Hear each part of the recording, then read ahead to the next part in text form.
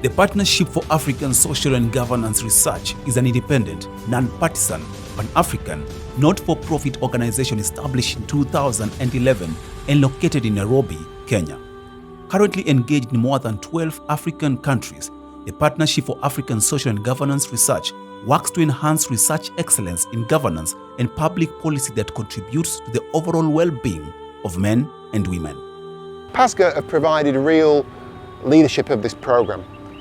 It's not like many initiatives on water. It is genuinely led from Africa by PASGA's leadership. In January 23rd and 24th of the year 2023, the Partnership for African Social and Governance Research held the Accountability for Water Programme's Evidence Uptake and Dissemination Convening under the theme Accelerating Water Sector Reforms for Effective Service Delivery, Evidence from Accountability for Water Programme. Really going to be about setting the scene, genesis of the Accountability for Water Programme, listening from the research fellows, hearing out high-level panels on what they think are the challenges for accountability in the water sector, going through and unpacking the recommendations that have been made in the various reports, but also discovering really what are the findings as per the country. The convening, which took place at Sarova White Sands Beach Resort in Mombasa, Kenya, attracted high-level water stakeholders and policy actors from Kenya, Ethiopia, Tanzania, Zambia, Zimbabwe, Liberia, UK, among other countries, to deliberate programs, research findings, share practical experiences and lessons learned during the evidence-gathering phase of the Accountability for Water Programme. What we are doing in the course of this time and the project that we've been anchoring for the last 3 years, it places us at the center of our sole existence, which is producing evidence that can support policy, public policy and governance. When we talk about water, accountability for water, at the heart of that are the issues to do with governance. And therefore, that justifies why we've been involved. Why is accountability so important, especially in the wash sector? Thank you. I think I'll be very straightforward on this. How comes many years after independence that a country in sub-Saharan Africa still have a very big deficit in water service provision? Is it because of lack of funds? Is it because of lack of know-how? The main drivers, one, we know has been investments. How have investments been carried out? I think we need to get answers to that. Have we had accountability in the little money that we have, the way it has been utilized? What sort of service delivery models do we have? The kind of service delivery models we have are more inclined to urban areas at the expense of the people in the rural areas. Then the other aspect is, to what extent are the duty bearers aware of what they are supposed to do, and the right holders also aware of what they are supposed to do? So to me, the problem mainly appears to be around this area, and this is where we need to get a solution in order to ensure that we support the SDG and that we move progressively toward the right to water. Thank you. We presented to the National Advisory Group the recommendations.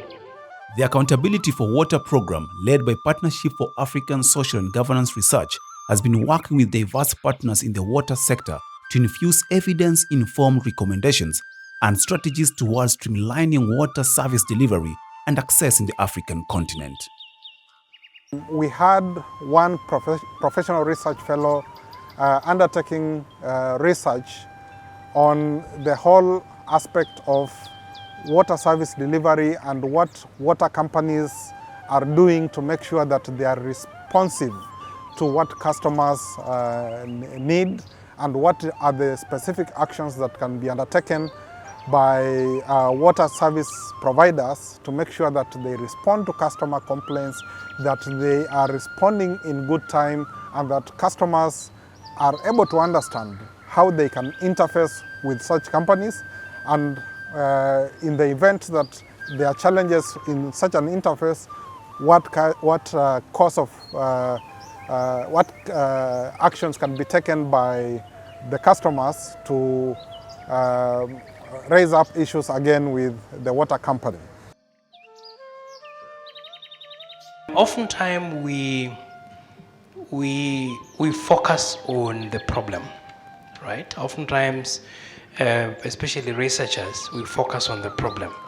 Would you want to use your experience in the water sector to share with us one or two issues or examples of where accountability has worked, which is worth celebrating or which is worth taking forward among the team that is seated here today?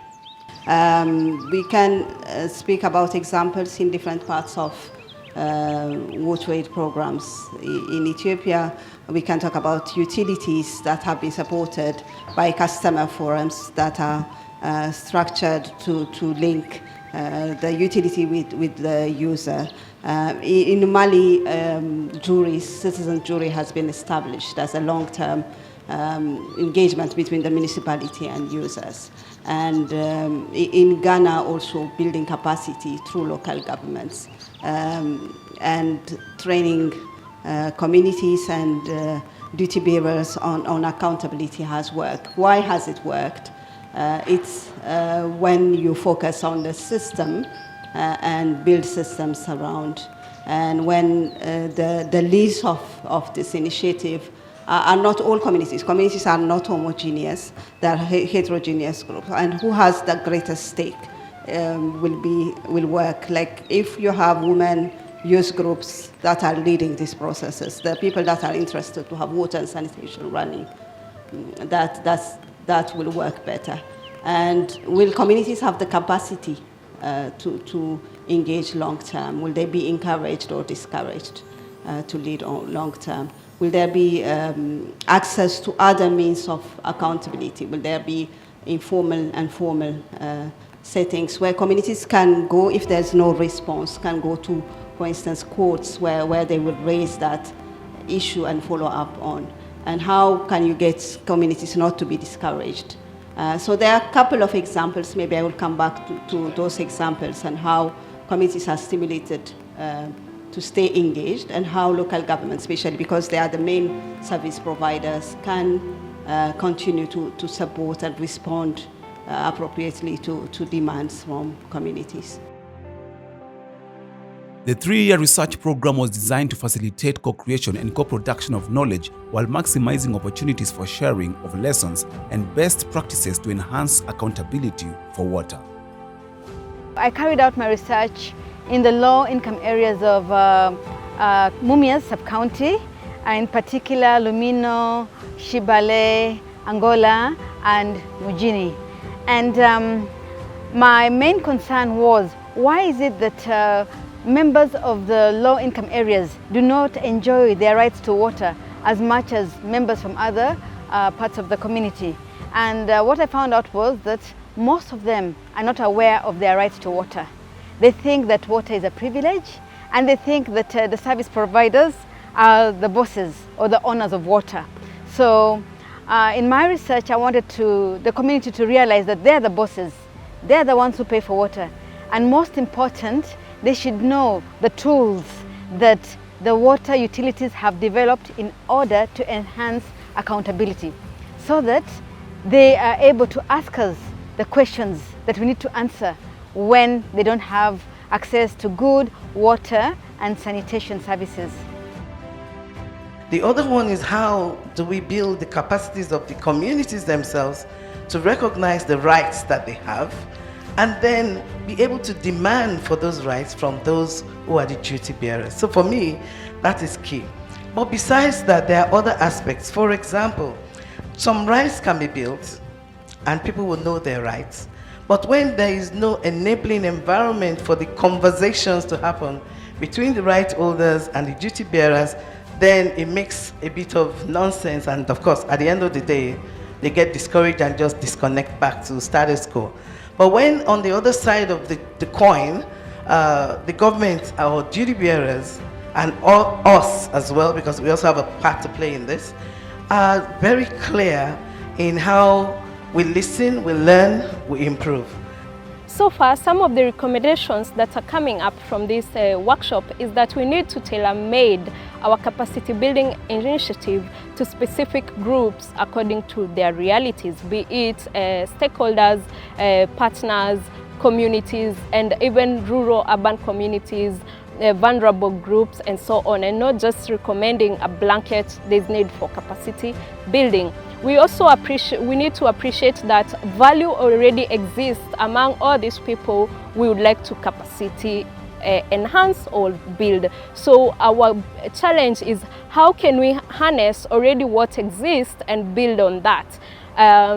We also are being challenged that there is already indigenous knowledge that is existing in most of our systems in Africa, and for decades before colonizations these systems were able to function. So how can we tap into some of this knowledge instead of trying to go against the gradient where we rub off what has existed for millennia and try to recondition people to think in new ways.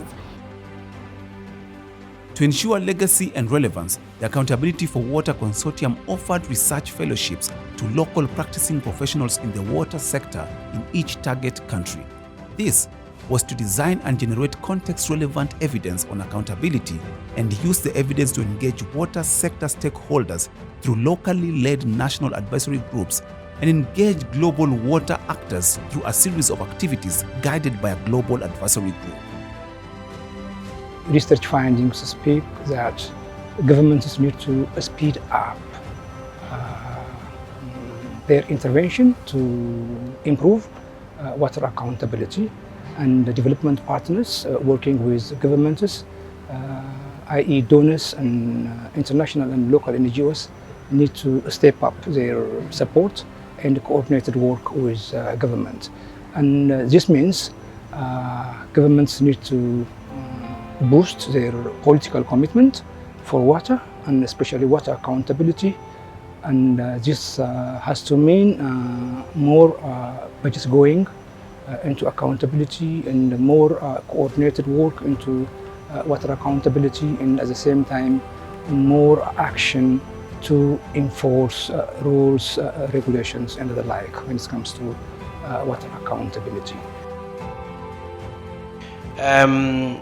Tora, you mentioned the idea about engaging donors, and I think one of the areas where we were looking at for this research was the question about who holds the donors accountable.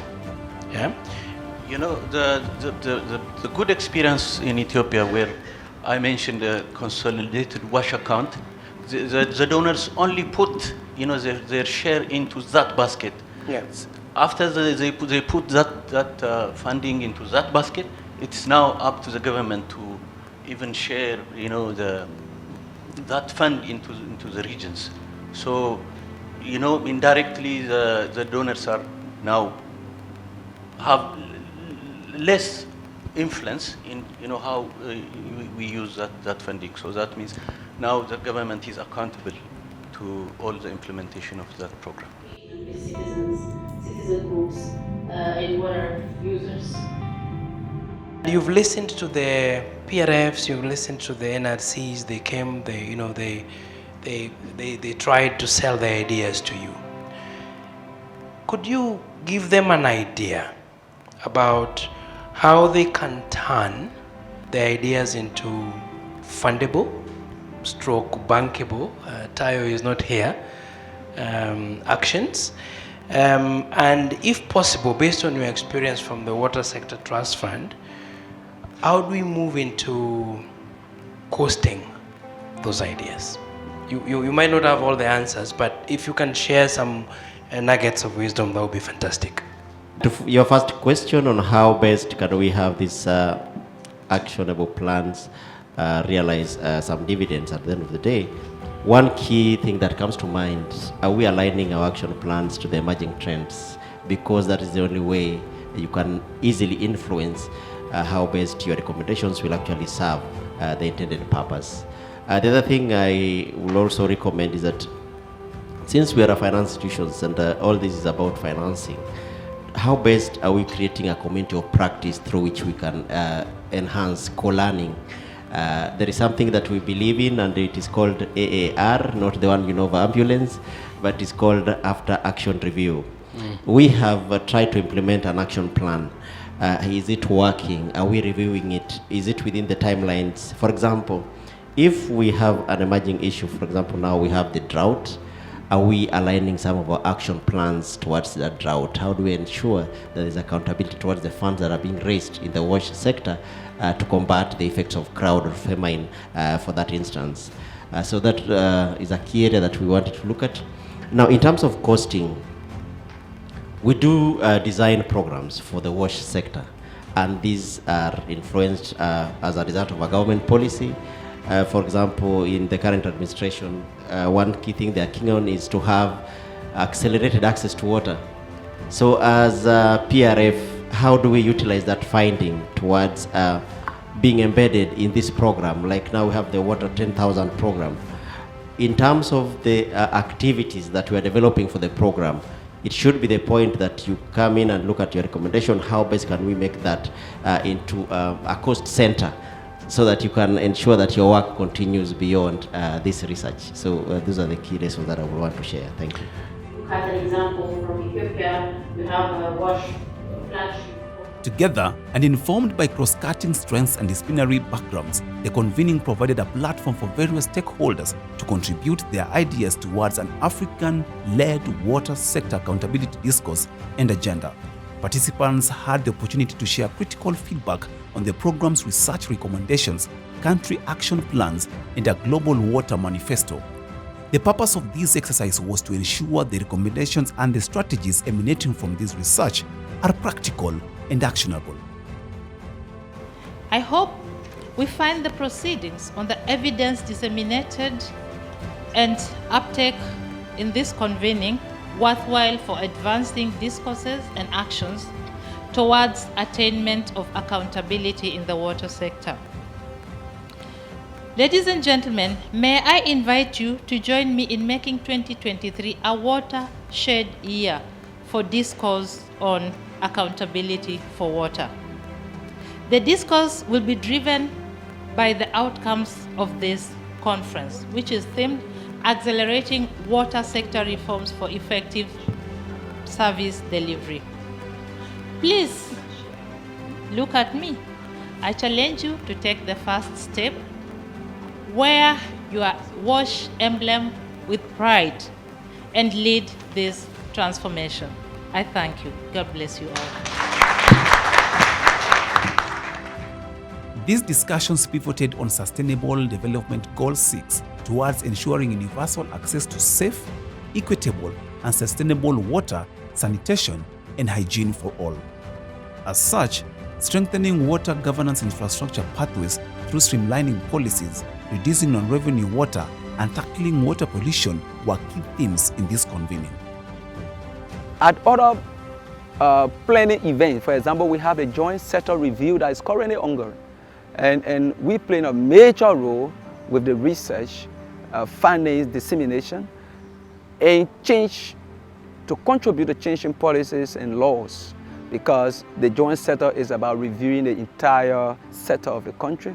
And these are opportunities that we are making use of to ensure that our findings make some impact in policies and laws, and also programs implementation. When you realize that meeting the goal 6 is going to be helping to meet all the other SDGs, that's the truth. Whether it's in education, health, or climate, solving the climate crisis is first going to happen when you solve the water crisis. Bottom line. If communities are enlightened early enough, if communities are supported early enough, it is possible that we can help mitigate the potential impacts of climate change, but also ensure that there are governance reforms that centralize community voices in decision making. We shall live longer because of the work that they have done. They have uncovered knowledge that is going to make the water safer, the environment better, because of better sanitation. These conversations underpin the importance of strengthening citizens' voice to demand for equitable water services from duty bearers.